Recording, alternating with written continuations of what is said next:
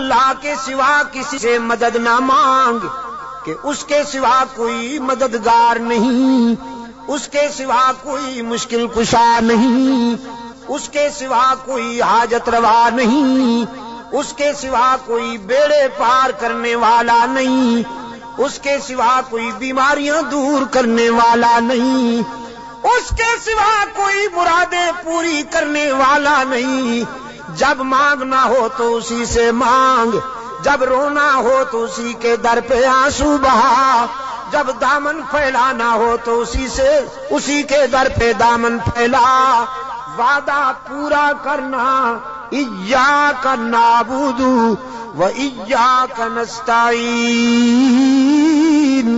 ہم تیری ہی عبادت کرتے ہیں اور جزاک اللہ، ہم تجھ سے ہی مدد مانگتے ہیں اور مانگتے رہیں گے۔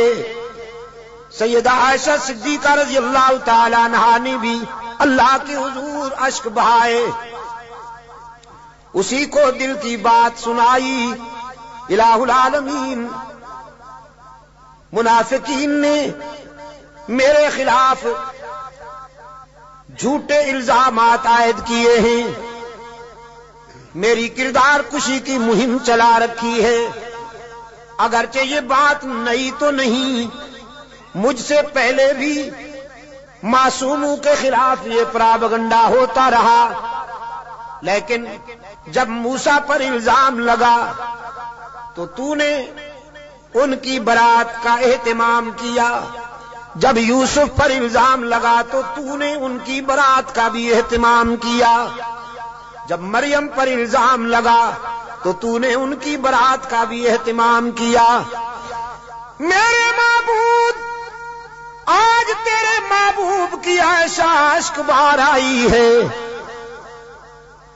اور یہ فیصلہ کر کے آئی ہوں، جب تک میری برات کا اہتمام نہیں ہوگا تیرے در سے سر نہیں اٹھاؤں گی، سجدے سے سر نہیں اٹھاؤں گی، کسی اور کے در پہ نہیں جاؤں گی، تجھ سے ہی مدد مانگتی ہوں، تجھ سے ہی درد دل کہتی ہوں۔ رو رہی ہے سیدہ عائشہ صدیقہ رضی اللہ تعالی عنہا، کس کے آگے؟ اسی کے آگے رویا کرو، اسی کے آگے اشک بہایا کرو، اسی کے حضور دامن پھیلایا کرو، ساری امیدیں اسی سے وابستہ کیا کرو کہ اس کے سوا دامن بھرنے والا کوئی نہیں، دامن خالی کرنے والے بہت، بھرنے والا کون؟ دامن خالی کرنے والے بہت۔ بیٹھے ہوئے ہیں فنکار، جھنڈیاں لہرا رہی ہیں، زلفیں جا رہی ہیں، چادریں اوڑھی ہوئی، قبریں سجائی ہوئی، جھنڈیاں لہرائی ہوئی، چادر اوڑھے ہوئے بیٹھے ہیں، جیسے آسمان سے اتری ہوئی چیز ہو گئی۔ اور سادہ لو انسانوں سے کہتے ہیں کچھ لے کے آؤ گے تو کچھ لے کے جاؤ گے، خالی ہاتھ آؤ گے تو خالی ہاتھ جاؤ گے، لیکن اس کے در رحمت سے صدا آتی ہے کچھ نہ لے کے آؤ، سب کچھ لے کے جاؤ، خالی ہاتھ آؤ، دامن بھر کے جاؤ۔ قال ربکم ادعونی استجب لکم ان الذین یستکبرون عن عبادتی سیدخلون جہنم داخرین۔ دنیا والوں سے مانگا جائے تو ناراض ہوتے ہیں، نہ مانگا جائے تو خوش ہوتے ہیں، لیکن یہ داتا وہ ہے کہ یہ مانگنے والوں سے خوش ہوتا ہے، نہ مانگنے والوں سے ناراض ہوتا ہے۔ ان الذین یستکبرون عن عبادتی، یہاں مفسرین نے لکھا ہے عبادتی سے مراد ہے جو مجھے پکارنے میں گریز کرتے ہیں، کیونکہ پکارنا عبادت ہے۔ پکارنا پیرا مدد کر، شرک کی تس، کہ کی تس شرک کی تس، کیونکہ پکار عبادت ہے، پکار قال ربکم ادعونی استجب لکم، تمہارا رب کہتا ہے مجھے پکارا کرو میں تمہاری دعاؤں کو قبول کرنے والا ہوں، ادعونی استجب لکم، مجھے پکارا کرو میں تمہاری دعاؤں کو قبول کرنے والا ہوں، ادعونی ان الذین یستکبرون عن عبادتی، یقیناً وہ لوگ جو مجھے پکارنے میں گریز کرتے ہیں، مجھ سے مانگنے میں گریز کرتے ہیں، سیدخلون جہنم داخرین، ذلیل ہو کر منہ کے بل گھسیٹ کر جہنم میں ڈالا جائے گا انہیں۔ تو کسے پکارا جائے مشکلات میں؟ قادر کو یا عبد القادر کو؟ ذرا حرارت فضا میں تحلیل کر دو، ہاں ذرا حرارتیں، یہ گرمی فضاؤں میں تحلیل کر دو، اور پھر اللہ سے دعا کرو کہ یہ فضائیں پھیل جائیں اور بھی کے بیماروں کو اللہ شفائے کاملہ عطا فرمائے۔ مشکلات میں کام آنے والا کون؟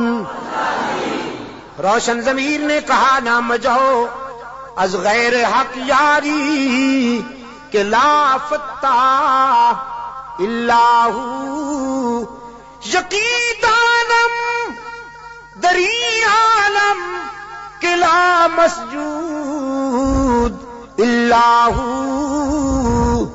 ولا معبود فی الکونین لا موجود اللہ، کوئی مانے یا نہ مانے لیکن میرا تو ایمان ہے کہ اس کے سوا پوری کائنات میں کوئی مسجود نہیں، اس کے سوا پوری کائنات میں کوئی مسجود، نبی مسجود، رسول مسجود، تو پھر کاماں والی سرکار کیسے مسجود ہو گئی؟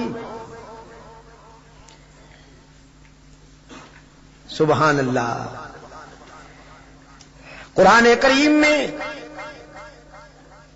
جگہ جگہ پر فکر انسانی کو متوجہ کیا گیا ہے کہ نیاز مندیاں، اپنی جبین کی نیاز مندیاں اللہ کے لیے وقف کرنی ہوں گی۔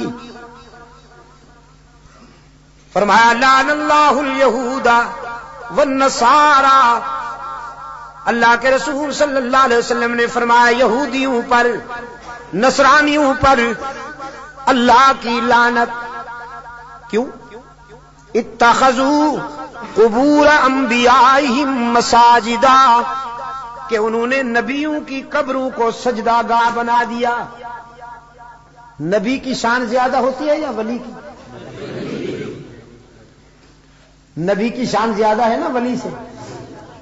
جو نبیوں کی قبروں کا سجدہ کریں ان پر تو اللہ کے رسول نے لعنت بھیجی ہے، اور جو ولیوں کی قبروں کو سجدہ گاہ بنا لیں ان پر، ہاں جزاک اللہ، یہی بات ہے، یہ عاشق بنے پھرتے ہیں۔ نبیوں اور رسولوں کی قبروں پر سجدہ کرنے والے ملعون، تو ولیوں کی قبروں پر سجدہ کرنے والے ڈبل ملعون۔ ڈبل ملعون نا؟ اچھا ٹریبل۔ انسانی جبین کی عاجزیوں کے لیے حقیقی مسجود کون؟ ہر جگہ موجود کون؟ معبود کون؟ کارساز و دستگیر کون؟ حاجت روا و مشکل کشا کون؟ سیدہ عائشہ صدیقہ رضی اللہ تعالی عنہا نے آنسو بہائے ہیں اللہ کے در پر، درد دل سنایا ہے علیم بذات الصدور کو۔ سورہ نور آئی، قلب رسول پر وحی کی صداقت چمکی، فرمایا الخبیثات للخبیثین، والخبیثون للخبیثات والطیبات للطیبین والطیبون للطیبات اولئک مبرؤون مما یقولون لہم مغفرۃ ورزق کریم. پاک باز بیویاں پاک باز شوہروں کے لیے، گندی بیویاں گندے شوہروں کے لیے، پاک باز شوہر پاک باز بیویوں کے لیے، گندے شوہر گندی بیویوں کے لیے قرآن ہے. آپ سمجھے کہ نہیں؟ قرآن اور کلام فطرت ہے یہ. اگر اپنی بیوی کو پاک دامن رکھنا چاہتے ہو تو خود بھی پاک دامن رہا کرو، لیکن اگر تم تاڑ جھانک کرو گے تو ادھر بھی سلسلہ شروع ہو جائے گا، تمہیں معلوم ہو یا نہ ہو. سمجھے ہو کہ نہیں؟ کلام فطرت ہے نا قرآن کریم. قرآن کریم تو راز کی باتیں کہتا ہے، کلام فطرت ہے. فرمایا الخبیثات للخبیثین والخبیثون للخبیثات. ناپاک بیویاں ناپاک شوہروں کے لیے، ناپاک شوہر ناپاک بیویوں کے لیے. طے ہو گیا. والطیبات للطیبین.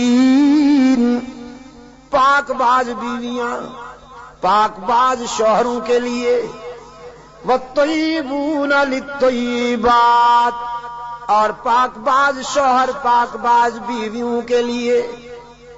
رب العالمین نے جرا کے لہجے میں سیدہ عائشہ کی وکالت کرتے ہوئے واضح کیا. جس نے اس عفیفہ کے کردار کو سمجھنا ہو، عائشہ کی عظمت کو سمجھنا ہو، وہ عائشہ کے شوہر کی عصمت کا نظارہ کرے. جس کا شوہر محمد معصوم، وہ بیوی کیسے نہ محفوظ. محمد معصوم ہے، عائشہ محفوظ ہے. جرا کے انداز میں رب العالمین نے برات کی. اولئک مبرؤون مما یقولون. میں اعلان کرتا ہوں کہ پیغمبر کی آبرو بے داغ ہے، نبی کی آبرو کا دامن پاک ہے. آپ میرے لیے اور میں آپ کے لیے اللہ کے حضور التجا کر دیں کہ اللہ دنیا اور آخرت کی کامیابی